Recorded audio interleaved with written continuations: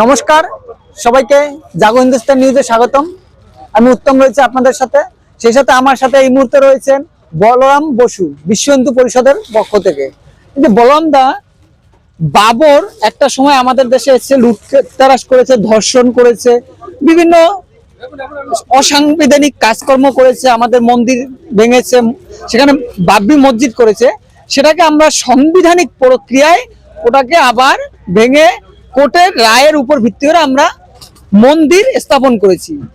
সেই বাবরের নামে মুর্শিদাবাদে আবার মসজিদ হচ্ছে, হুমায়ুন কবির মসজিদ তৈরি করছে। এটা নিয়ে আপনার প্রতিক্রিয়া কি? চিরকাল মুসলিমরা মুসলিমদের কাছে ভাই, হিন্দুরা তাদের ভাই নয়। কোরআনের একটা আয়াত আছে, কোরআনের আয়াতটা এরকম যে যদি তুমি মুসলিম হয়ে একজন কাফেরকে তোমার ভাই হিসেবে গ্রহণ করো, তাহলে আল্লাহ তোমায় মাফ করবেন না। এটা আয়াত, আমি কোরআনের আয়াত তুলে বলছি। ফলে অযোধ্যায় অনেক বছরের, প্রায় 500 বছরের অত্যাচার, যুদ্ধ, তারপরে রাম মন্দির স্থাপিত হয়েছে। তো মুসলমানদের কাছে এটা একটা ইজ্জতের সওয়াল হয়ে গেছে। তারা নিজেদের বাবরের বংশধর মনে করে, তারা মনে করে তারা মোগল বংশজাত, তারা মনে করে তারা আরব থেকে এসছে। সেই কারণে তাদের কাছে রামচন্দ্র তাদের পূর্বপুরুষ নন, তাদের কাছে বাবর হচ্ছে পূর্বপুরুষ। সেই কারণে বাবর, ঔরঙ্গজেব তাদের পূর্বপুরুষ। সেই কারণে তারা যে করে হোক এই ভারতবর্ষের বুকে, আর যারা আক্রমণকারী, যারা মানুষের হত্যাকারী, হিন্দু হত্যাকারী, যারা নারী লুণ্ঠনকারী, যারা মন্দির ধ্বংসকারী, তাদের জন্য তাদের বুক ফেটে যাচ্ছে। সেই যুক্তিতে দাঁড়িয়ে তারা এই বাংলার বুকে, এবং অন্যভাবে কথা বললে এই জেহাদি দিদির আশ্রয় থেকে এরা কাফের বলে আমাদের বারবার মনে করাতে চাইছে, দেখো ওরা কিন্তু তোমাদের ওপর শাসন করেছে, যেটা তোমরা ভুলে যেও না। হিন্দুরা কখনো ভুলো না যে সেই বিদেশ থেকে আগমনকারী অত্যাচারী তারা তোমাদের ওপর শাসন করেছে। সেই কারণে এরা বারবার মনে করানোর জন্যই এই মসজিদটা তৈরি করেছে। আমরা দেখেছি আমাদের যে বিশ্ব হিন্দু পরিষদের বজরং দল, কর সেবক যারা রয়েছে, তারা বাবরি মসজিদ একবার ভেঙেছে, যে ওটা লুণ্ঠনকারী, লুটেরা বাবরের মসজিদ তার নামে।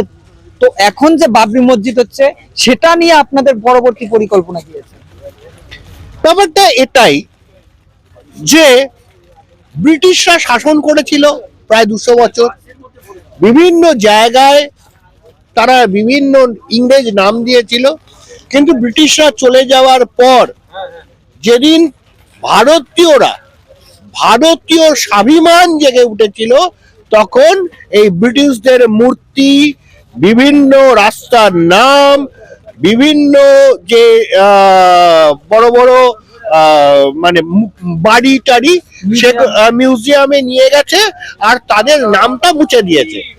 ফলে একটা দিন আসবে এই স্বাভিমান হিন্দুদের মধ্যেও জাগবে, সেদিন আক্রমণকারী, মানে এই বিদেশি আক্রমণকারী, লুণ্ঠনকারী, তাদের নামটাও মিউজিয়ামের খাতায় লেখা থাকবে।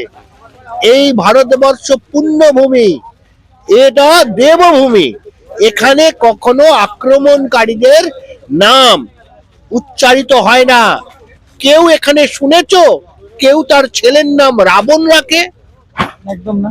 কেউ তার মানে ছেলের নাম কংস রাখে না। তার কারণ যারা অত্যাচারী তাদের নাম আর আমরা রাখি না, তারা ইতিহাসের বুকে থাকে, তারা মিউজিয়ামে থাকে। সেরকম যেদিন এই ভারতবর্ষে সনাতনী হিন্দুরা গর্ব অনুভব করবে, সেদিন তারা কিন্তু এই নামগুলো ইতিহাসের বুকে ফেলে দেবে।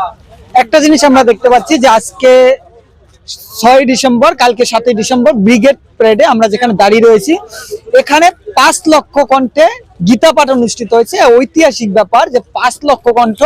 তো একদিকে যেমন সামনে যা 2026-এর নির্বাচন, কিছু কিছু রাজনৈতিক দল বলছে যে বিজেপিকে ভোট পাইয়ে দেওয়ার জন্য এই গীতা পাঠের আয়োজন করা হয়েছে, আর অন্যদিকে বলছে যে তৃণমূলের ভোট ব্যাংকের জন্য ওইদিকে আমাদের বাবরের মসজিদ তৈরি করা হচ্ছে। কিভাবে দেখছেন? আমি একটু অন্যভাবে কথা বলি। আপনারা বিভিন্ন সংবাদ সংস্থা এক এক রকম ভাবে কথা বলেন, আমি পলিটিক্যালি রাইট কথা বলবো না।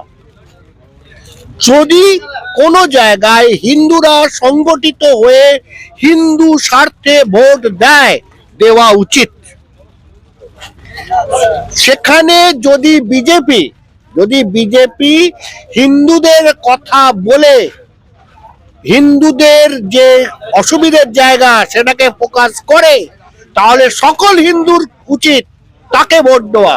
যারা হিন্দুদের স্বার্থে কথা বলবে আমরা তাদের ভোট দেবো। এখানে এমন কোনো বিষয়, এইসব ন্যাকামো ভণ্ডামোর কোনো জায়গা নেই। পরিষ্কার কথা, আমাদের হিন্দুদের কথা যারা বলবে আমরা তাদের ভোট দেবো। তার জন্য যদি 7 লক্ষ কেন, 5 লক্ষ কেন, যদি 10টা লোকের গীতা পাঠ হয় তাতেও একই কথা হবে যে যেখানে হিন্দু স্বার্থ চরিতার্থ হবে আমরা সে পক্ষে থাকবো। আমরা অন্য কোনো ওই অ্যাপিজমেন্ট করা কোনো রাজনীতির মধ্যে নেই। এই কথা পরিষ্কার শুনে রাখা এবং বুঝে রাখার দরকার আছে। আমরা অনেকে শুনছি যে আপনারা এখানে এটা করছেন, আপনারা কি করতে চাইছেন। আমি বলবো এই 7 তারিখ কুরুক্ষেত্রের যুদ্ধ হবে, 26-এ যে কুরুক্ষেত্র যুদ্ধ হবে তার আগে গীতা আমাদের শুনতে হবে যে কুরুক্ষেত্রের যুদ্ধে যুদ্ধ করতে গেলে কি কি করতে হবে, কিভাবে আমার ধর্ম পালন হবে। আমরা হিন্দুরা অস্ত্র ছেড়ে দিয়েছি। কৃষ্ণ বলছেন যে ওই দেখো ওরা হচ্ছে অধার্মিক, তোমার ভাই হতে পারে, তোমার ভাই হয়তো সে, কিন্তু তারা ধর্মের পথে ছিল না। তাই জন্য হে অর্জুন অস্ত্র তুলে নাও, মৃত্যু তোমার আসবেই। অমর হয়ে কেউ নেই, সবাইকে মৃত্যুবরণ করতে হয়েছে, স্বয়ং কৃষ্ণকেও মৃত্যুবরণ করতে হয়েছে। ফলে মৃত্যু আসবে, কিন্তু ধর্ম প্রতিষ্ঠার জন্য তোমার যদি মৃত্যু হয় তাহলে তোমার স্বর্গলাভ হবে। এই জায়গাটা বুঝতে হবে। ধর্ম প্রতিষ্ঠার জন্য কুরুক্ষেত্রের যুদ্ধে যদি নামতে হয়, প্রতিটা হিন্দুকে সেই কুরুক্ষেত্রের যুদ্ধে নামতে হবে গীতাকে বুকে রেখে। কারণ বিপ্লবীরা বুকে গীতা রেখে আর বন্দে মাতরম আর ভারত মাতা কি জয় বলে লাফিয়ে পড়েছিল ইংরেজদের বিরুদ্ধে, সেরকম আমরাও এই ভারত মাতার জয়, গীতার জয় এবং হিন্দু ধর্ম, সনাতন হিন্দু ধর্মের জয় বলে কুরুক্ষেত্রের যুদ্ধে নামবো। তাতে যদি কোনো দল হিন্দু পক্ষে কথা বলে তাদের আমরা ভোট দেবো।